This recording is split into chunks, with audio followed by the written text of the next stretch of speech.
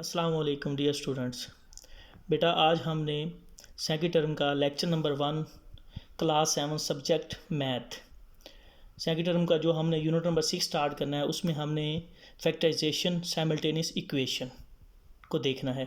Factorisation को हमने कितने मेथड से सॉल्व करना होता है और साइमल्टेनियस इक्वेशन जो हमें दी होती है उनको हमने किस तरह से हल करना होता है।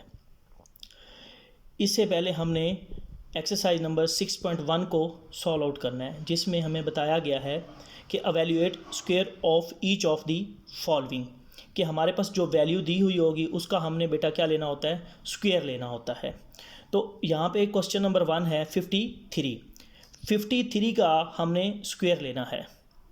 अब 53 का स्क्वायर हम 53 का स्क्वायर हम दो तरह से भी ले सकते हैं। एक तो ये है कि जैसे हमारे पास एग्जांपल है कि 5 का अगर हम स्क्वायर लेते हैं तो 5 को जब मैं 5 से मल्टीप्लाई करवाऊंगा तो आंसर मेरे पास क्या आ जाएगा, 25 आ जाएगा। इस तरह से भी हम कर सकते हैं, लेकिन हमने इस मेथड से इन क्वेश्चंस को नहीं करना, क्योंकि हमने इन क्वेश्चंस को फार्मूले के तहत करना है। अब हमारे पास तो दिया हुआ है 53 को हम किस तरह लिख सकते हैं कि 50 + 3। अगर 50 में मैं 3 को ऐड करूंगा तो आंसर मेरे पास क्या आ जाएगा, 53।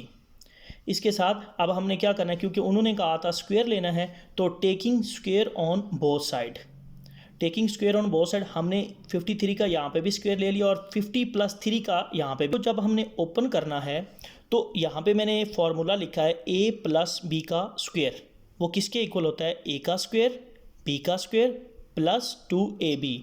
जैसे बेटा मैंने फार्मूला ओपन किया है वैसे ही आपने यहाँ पे भी ओपन करना है। जैसा कि a + b है तो यहाँ पे 50 + 3 है, a 50 और b जो है वो आपका 3 और प्लस का साइन वैसे और स्क्वायर, और यहाँ पे भी स्क्वायर है।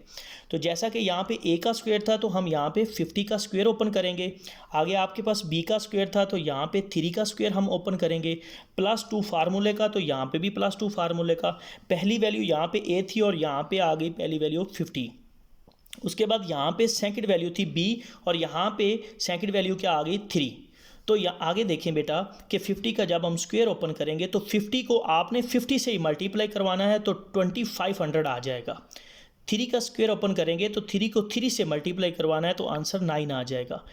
+2 को जब आप 50 से मल्टीप्लाई करवाएंगे फिर जो आंसर आएगा उसको आपने 3 से मल्टीप्लाई करवाना है तो आपका जो आंसर बनेगा वो 300 आ जाएगा। तो जब आप ये सारे स्क्वायर ओपन कर लेंगे और इनको जब मल्टीप्लाई करवा लेंगे तो जो वैल्यू आएगी उसको आपने बेटा क्या करना है, प्लस कर लेना है, और प्लस करने के बाद जो भी आंसर आएगा वो आपका एग्जैक्ट आंसर होगा।